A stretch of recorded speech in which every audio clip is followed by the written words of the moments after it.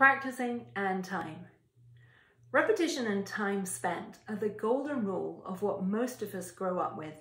If I just do my 4 to 5 hours of practice, everything will be good. Of course, there is truth in both repetition and time spent. They are essential elements, but they're rudimentary, and at a certain level, they're very unhelpful in such a crude form. Practicing and therefore time spent is totally dependent on what we're trying to achieve. If I'm learning a lot of notes for a concert and have a pile of music on the stand, then yes, I need hours. It takes a certain amount of time to work through that literature.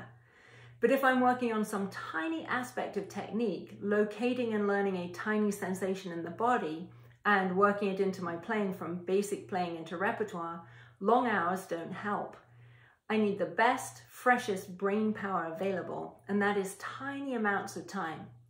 It's usually better to do it multiple times during the day. Each visit may only be 5 to 15 minutes, but if that enables the brain and body to locate what is needed in the cleanest way, then that's how the time spent needs to go. This is particularly true when training out of an injury. We have to recognize how the brain and body learn different things. Am I learning a sensation? Am I trying to memorize something? Put fingerings in, learn how different movements interact, put new knowledge into a piece. Each of these is slightly different, and therefore the time spent is different. We do have to be committed to spending time with our instrument, but beyond that, it should be spent according to the undertaking at hand. 24-hour practice is a wonderful tool. It is fascinating and also often fun. The kitchen, meal times, and the supermarket are great places to practice. Most of the time, the sensations we're looking for in our playing are in our daily lives. We just don't notice them because they are so just right that they feel like nothing at all. That feeling of nothing at all is in fact everything and all. It is the perfect recipe. So for example, if you were working on the holding mechanism and moving mechanism for the bow arm, you might only be able to spend 10 minutes with the bow itself.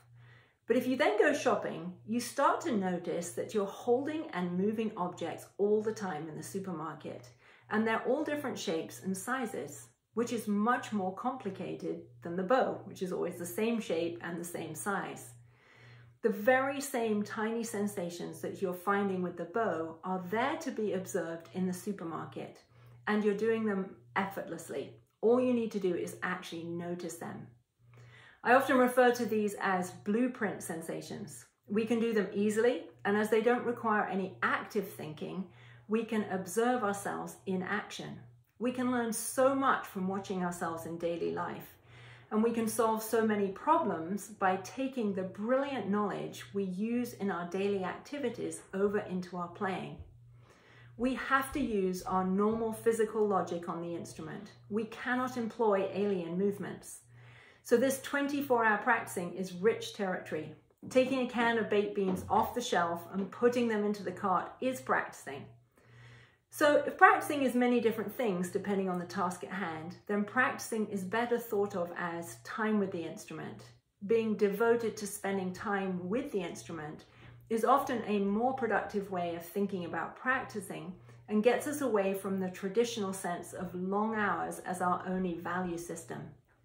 Sculpting our time, spending time skillfully is what we need, not blind hours locked in a room. It should be time and thinking according to the task at hand.